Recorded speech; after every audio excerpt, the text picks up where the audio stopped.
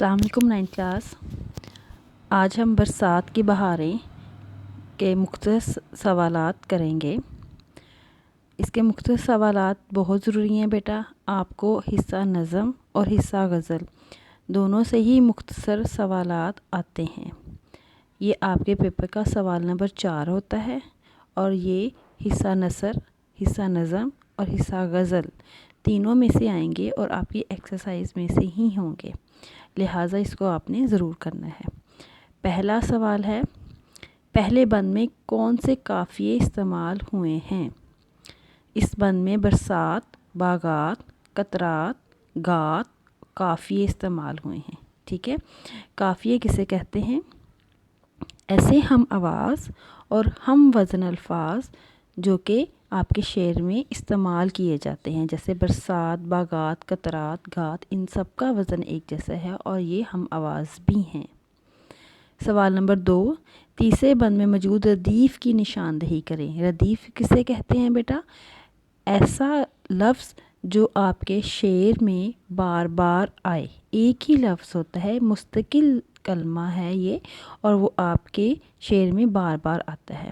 تو آپ کے تیسرے بند میں جو ردیف استعمال ہوا ہے وہ ہے ہرے بچھونے۔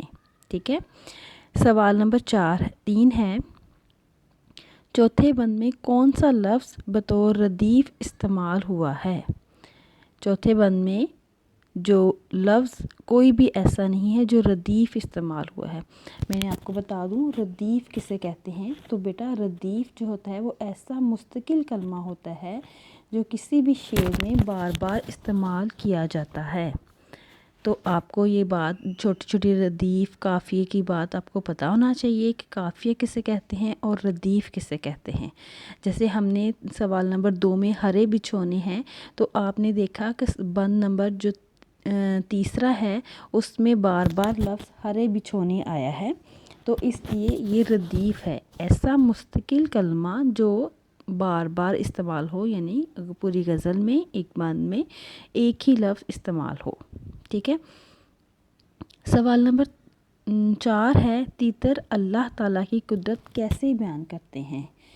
تو بیٹا آپ نے بند میں پڑھا ہے کہ تیتر پکارتے ہیں سبحان تیری قدرت، آپ نے اپنے بند میں یہ پڑھا ہے، تو اس کا مطلب ہے کہ جو تیتر ہے وہ اللہ تعالیٰ کی عظمت بیان کرتے ہیں۔ سبحان کا مطلب ہوتا ہے اللہ کی شان، تو اللہ تعالیٰ کی عظمت بیان کرتے ہوئے تیتر پکارتے ہیں سبحان تیری قدرت۔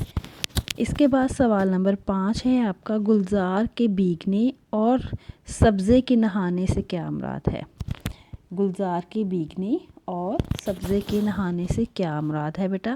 تو گلزار آپ کو باغات کو کہا جاتا ہے۔ ٹھیک ہے، گلشن، گلزار، چمن، گلستان، یہ سارے جو الفاظ ہیں باغات کے لیے استعمال کیے جاتے ہیں۔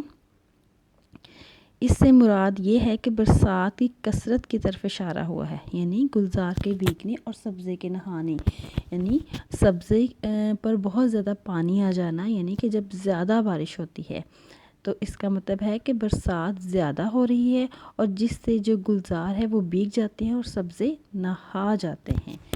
تو اس آپ کے سوال میں یہ بیان کیا گیا ہے کہ برسات بہت زیادہ ہو رہی ہے، تو جس کی وجہ سے جو سبزے ہیں وہ نہا رہے ہیں اور ہر طرف پانی ہی پانی ہے، جل تھل ہو رہا ہے۔